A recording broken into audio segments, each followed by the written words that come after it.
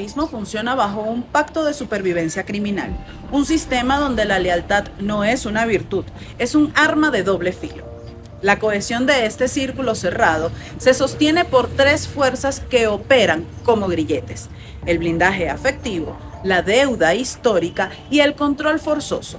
Hoy vamos a desarmar la psiqui de estos pilares. Entre estos, por supuesto, se encuentran Cilia Flores, Delcy y Jorge Rodríguez, Diosdado Cabello y Vladimir Padrino López. Y esto para entender cómo opera el ojo del huracán de la tolda roja. Definimos a estos cuatro actores no por su cargo, sino por su función psicológica dentro del régimen. Cilia Flores, la matriarca del clan, opera como un guardián del blindaje emocional. Controla redes, influencias y lealtades. Su prioridad es simple: si Maduro cae, el clan no puede caer con él. Jorge Rodríguez, el cerebro frío, psiquiatra político, diseñador de la narrativa, arquitecto de la estrategia de supervivencia. Nada se mueve sin pasar por su control táctico. Delcy Rodríguez, la ejecutora ideológica, la hermana que golpea, rígida, antiimperialista, disciplinada, capaz de girar la economía del país en un día sin pestañear, es el martillo del régimen. Y por último, Vladimir Padrino López, el pilar vulnerable, controla la Fuerza Armada Nacional Bolivariana y la economía militarizada. Su lealtad nace del poder, pero su punto débil es la amenaza judicial internacional. Es el hombre que sostiene la mesa y el riesgo estructural más grande si decide levantarse de ella. Cada uno de estos personajes carga un peso estratégico en el núcleo más cerrado del poder. Estamos con el señor Belisario Balbuena, psicólogo forense, analista de la conducta y criminólogo experto en neurociencia. Bienvenido a Impacto Venezuela. Mil gracias por la invitación. Vamos a comenzar hablando de Cilia Flores. Ella es la matriarca de este clan. Ella maneja el blindaje afectivo, controla la ascendencia emocional sobre Nicolás Maduro y funciona como la auténtica protectora del clan. En este sentido y bajo una perspectiva psicológica, ¿hasta qué punto ese rol de guardiana le permite influir en las decisiones estratégicas del chavismo? Muchísimo. Cilia Flores básicamente es la bisagra emocional y estratégica del régimen, es decir, su rol no es solamente simbólico, sino que es estructural, está dentro de la estructura de mando. Si lo analizamos desde la psicología política, la figura de la matriarca protectora, como usted ha dicho, funciona como una especie de dispositivo para cohesionar al grupo, de cohesión interna, dentro de estructuras autoritarias como es precisamente la estructura del chavismo. Es una figura que regula accesos, controla las redes familiares, maneja las lealtades más sensibles, las que pasan por afecto, por temor, precisamente por ese miedo compartido a las consecuencias de no estar colaborando con el régimen. Su influencia llega a un punto en que precisamente Maduro depende emocionalmente de ella, y en contexto de toma de decisiones, en especial de altos riesgos, pues la va a tomar en cuenta. Cilia no solamente amortigua ese impacto del conflicto interno, sino que define también los límites de lo que puede ser negociable y evalúa también la amenaza y la continuidad de ese grupo cohesionado, estructurado al que pertenece. Es un nodo estratégico sin duda irreemplazable dentro de esa estructura. Nicolás Maduro y Cilia Flores son pareja, y ellos dos precisamente desde el momento cero con Hugo Chávez estuvieron en su mano derecha, o sea, en esa línea de mano derecha con Hugo Chávez. En este punto, ella hoy en día podría ser como un muro de contención o la verdadera arquitecta de la supervivencia del clan Maduro Flores. Uno en estas estructuras y de forma, desde el análisis criminológico, en especial cuando son grupos piramidales, uno analiza quién puede ser poder tras el poder. Y sin lugar a dudas, Cilia es parte de ese poder tras el poder. No solamente por el vínculo afectivo, marital, que tiene con Nicolás Maduro, sino porque está involucrada en esa estructura, y porque seguramente se está enterando en el día a día de todas esas amenazas, oportunidades, riesgos que se está teniendo por mantener ese régimen y por mantener básicamente que sometida y manipulada a la población. Ya ahora pasemos hacia lo que son las mentes maestras, ¿no? Estas dos personas son sumamente disciplinadas dentro del régimen y realmente pareciera que incluso en su vida fuesen así, ¿no? Jorge y Delcy Rodríguez. ¿Hasta qué punto la deuda histórica de estos dos personajes, actores políticos dentro del chavismo, moldea las decisiones que ellos toman? Jorge es el presidente de la Asamblea Nacional, Delcy es la vicepresidenta del país y maneja varias partes de la economía nacional también. Esa deuda histórica, como usted la llama, que está básicamente marcada por la muerte de, del papá de Jorge y Delcy, pues generó en estos hermanos, en los hermanos Rodríguez, una narrativa de deuda inconclusa, que empieza a constituirse el motor psicológico de la continuidad revolucionaria. Usted lo ha mencionado, Jorge tiene unos estudios que seguramente no está manejando con línea ética, sino que están sustentados en utilizar la psicología oscura, la psicología inversa, la psicología de masas, precisamente para manipular, influir, desinformar, generar impacto, manipular a la población a través del miedo, a través de expectativas que posteriormente son incumplidas, bueno, de varias estrategias pues que desde la psicología oscura se pueden manejar y se pueden entender. Incluso utilizan ese trauma familiar que cristalizan en liderazgos rígidos, disciplinados, orientados a la reivindicación histórica. No solo moldea la toma de decisiones, sino que además la justifica. Su estilo no es improvisado, está siendo calculado, es obsesivamente coherente con una ideología que se les volvió identidad personal a través del chavismo.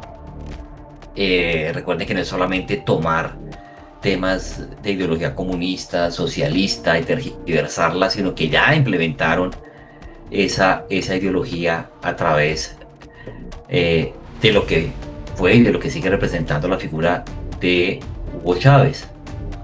Jorge, pues, delinque desde la frialdad cognitiva, diseña narrativas, construye marcos simbólicos, puede inclusive orientar a qué se puede decir y qué no para impactar. Delcy, pues, está más desde la convicción ideológica, no titubea, no negocia lo que no considera un principio del chavismo, tiene una rigidez política funcional para un sistema que vive de una disciplina como tal que han logrado implantar. Son de alguna manera, podría llamarse como ingenieros psicológicos del régimen. Okay. ¿Sí? Crear un sistema de control a través de la narrativa que mantiene la cohesión al poder, incluso en medio de situaciones de colapso social, económico, de todo esto lo que precisamente el régimen se ha venido enfrentando, pero siguen siendo una especie de eje cognitivo del chavismo. Ahora pasemos a la parte militar. O sea, ya tenemos un perfil de la protección, un perfil, como usted lo está diciendo, de la manipulación y el cinismo, pero falta el perfil militar. Esto es con Padrino López, Vladimir Padrino López, el hombre que sostiene el aparato militar venezolano. Básicamente, sin él, el sistema político podría llegar a colapsar, pero él es también el hombre con mayor exposición a la justicia internacional. Entonces, igualmente en esta línea psicológica, ¿cómo se mantiene la cohesión de la Fuerza Armada Nacional cuando ellos han visto que en nuestro país, en Venezuela, hay tanta corrupción, tanta desigualdad, tanta injusticia también? Habemos muchos que hemos vivido esas injusticias políticas de una u otra manera. ¿Cómo se mantiene la Fuerza Armada Nacional Bolivariana bajo el mando de Padrino López, entendiendo todo este contexto y que se supone que la Fuerza Armada Nacional debería defender al pueblo? Sí, es bien interesante lo que usted pregunta, porque precisamente Vladimir Padrino López no es un tipo carismático, ¿sí? O sea, a él no lo están siguiendo porque sea un líder carismático que de pronto uno encuentra en algunas estructuras piramidales, en especial en aquellos que digamos, han conseguido con mérito sus ascensos, su reconocimiento. Entonces, ¿cómo logra mantener esa cohesión? No es por carisma, ya lo hemos dicho, sino que él representa un puente entre la estabilidad militar que debe mantener y la supervivencia económica de la élite castrense. Okay. En términos psicológicos, conductuales, ha logrado instaurar una especie de autoridad funcional que mezcla disciplina en el régimen con acceso a privilegios y recursos. ¿Qué significa esto? Que la Fuerza Armada Nacional Bolivariana pues está siendo comprada y alimentada económicamente con muchos beneficios, más que por una situación carismática y de convencimiento ideológico. No está cohesionada por ideología, sino por intereses compartidos, por temor a la fractura interna. Yo creo que eso Vladimir Padrino lo sabe y administra precisamente ese miedo. Castiga selectivamente, premia la obediencia, garantiza que ningún oficial tenga ascensos sin quedar en deuda, es decir, maneja muy bien algo que se denomina el quid pro quo, ese toma y dame. Básicamente, el hecho de que él se mantenga obedece a dos situaciones fundamentales: su capacidad para obtener ese andamiaje militar, pues en el cual el régimen se derrumbaría si el régimen no tuviera el apoyo militar, pues no habría sobrevivido tantas décadas como lo ha hecho, ni habría generado todo ese impacto que ha generado en un estado que lamentablemente ha sido fallido. Tiene una vulnerabilidad judicial internacional muy grande, que lo encadena de alguna manera a un pacto interno que debe tener en el régimen. Romper eso pues lo dejaría expuesto a consecuencias irreversibles, ¿sí? Una situación misma de extradición, una situación de consecuencias internacionales por derechos humanos, bueno, por varias cosas en las cuales podría precisamente ser juzgado y condenado en un futuro.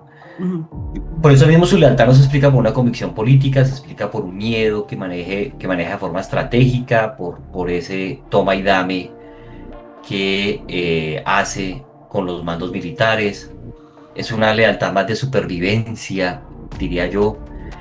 Y esto pues también lo convierte en un actor frágil en el núcleo del poder. El día que su costo personal supere el beneficio de ese pacto, el sistema pues podría entrar en una fase un colapso inestable, colapsarse exactamente. El día en que no se tenga cómo comprar esas lealtades, pues va a ser nocivo para el régimen. En el caso particular de Vladimir Padrino López hay un detalle y es Diosdado Cabello. Él se sienta debajo de Diosdado Cabello. Yo creo que si ahorita precisamente introducimos la frase del poder tras el poder, pues poder poderosísimo tras el poder es Diosdado, ¿sí? Ahora incluso se ha vuelto un poco más beligerante, con mayor capacidad de maniobrar. Es un tipo además que se siente, precisamente por su altivez, muy fuerte y muy poderoso dentro del régimen. Y representa sin lugar a dudas una amenaza para la estabilidad de Venezuela. Para finalizar, ellos están estructurando o están implementando, más que estructurando, la teoría de la psicología del terrorismo psicológico. Es como realmente le han llamado en estos últimos días, tomando en cuenta el conflicto que hay o la tensión que hay entre Venezuela y Estados Unidos con el tema del narcotráfico, más el cártel de los soles y todo esto. ¿Cómo realmente ese terrorismo psicológico está calando en la población venezolana? Porque vemos a los venezolanos diciendo, no nos importa, esto nos preocupa, sí, pero no es nuestra preocupación principal. Nuestra preocupación principal es económica y la economía la maneja el gobierno. Entonces, ¿en dónde está ese terrorismo psicológico? Yo creo que aquí hay que analizar el tema desde dos orillas. Ok. Una orilla que es hacia afuera de Venezuela, donde la comunidad internacional pues está expectante de si va a ocurrir o no va a ocurrir una posible intervención de manera directa, porque ya hay una intervención indirecta por parte de los Estados Unidos sobre Venezuela. Pero antes de cualquier tipo de intervención, pues yo creo que en temas de estrategia los Estados Unidos siguen siendo una potencia. No se da puntada sin dedal, como decimos en Colombia. Ujú. Y un arma poderosa son las Top Six, las operaciones psicológicas. Lo digo porque en mi formación yo las conocí, hice parte de un servicio de inteligencia, siendo precisamente profesional en el comportamiento humano y apoyaba operaciones psicológicas que precisamente logran mellar la moral del enemigo, o es parte del objetivo, generar evidentemente algunas emociones adversas. Claro. Entonces esa es la aproximación que los Estados Unidos está teniendo de alguna manera con todo ese andamiaje militar tan grande que ha desplegado en el Caribe, más los anuncios en el día a día, las llamadas, las situaciones verbales, en fin. De puertas para adentro en Venezuela es muy posible que pues todo esto primero se tergiverse ante la población, ¿sí? Que haya algo que en neurociencia se denomina distorsión cognitiva, y es una manera de mostrar o de remarcar convenientemente esa realidad. Y usted ha dicho algo que incluso resulta interesante. Al pueblo, es decir, está en realidad tan transbordado ideológicamente y de manera inadvertida, porque no es por convicción, es más a través de incluso el miedo, el temor, la supervivencia. El pueblo de Venezuela, que prefiere más bien preocuparse porque en el día a día tengan cómo sustentarse para vivir, que en enfrentarse militarmente a una confrontación bélica o en las consecuencias que esa confrontación pueda traer. Tal vez no las dimensionan precisamente por esa distorsión cognitiva que el mismo gobierno y toda esta psicología oscura les ha transmitido y les ha generado. Exponer, por ejemplo, personas, adultos mayores, para que usen armas y temas tácticos de los cuales tal vez no tengan ni idea. Uno desde afuera lo ve como una torpeza, pero allá adentro pareciera como una manera de buscar precisamente cohesión desde los más viejos para enseñar a los más jóvenes a que no tengan temor, a que se atrevan y a que se vuelvan a la final escudos humanos de una situación que no tiene que ser así. Señor Belisario, muchísimas gracias por aceptar esta invitación con Impacto Venezuela, compartirnos todos estos conocimientos y ayudarnos a desmembrar todo ese núcleo del poder. Nada, a usted, y qué bueno que esté divulgando este tipo de cosas, porque es que, ¿qué edad tiene usted, Caterina? 32, 33, perdón. Por eso, usted era muy chiquita, casi que nació dentro del régimen, o sea, ¿Sí? usted estuvo en la transición, Ujú. ¿sí? No tiene de pronto un comparativo de cómo era ese Venezuela del antes que yo, 21 años más que usted, a mis 54, puedo dar fe, ¿sí? De lo próspero que eran ustedes y de lo fuerte que era el Bolívar, incluso para Colombia. Es que antes pasaba lo contrario, eran los colombianos quienes nos íbamos a Venezuela Correcto. a buscar un mejor futuro, porque en la región era el super país, y mire cómo lo convirtieron, ¿no? Duele, porque no solamente le ha hecho daño a sus vecinos más próximos como nosotros, sino al mundo. Al mundo, lamentablemente hay una estigmatización absurda. En alguna ocasión hablaba con Génesis sobre eso, de cómo se ve precisamente al pueblo venezolano que ha migrado a Estados Unidos, a países de Europa, en fin. Muy fuerte, muy fuerte. Ojalá, como dice nuestro himno nacional, la terrible noche termine pronto. Y a todos ustedes, amigos de Impacto Venezuela, muchísimas gracias también por estar con nosotros y sintonizarnos día a día, mantenerse informados. Los invitamos, por supuesto, a visitar todas nuestras redes sociales como @ImpactoVE y a visitar nuestra página web www.impactovenezuela.com. Quien les habla, Catherine García. Nos vemos en una próxima oportunidad.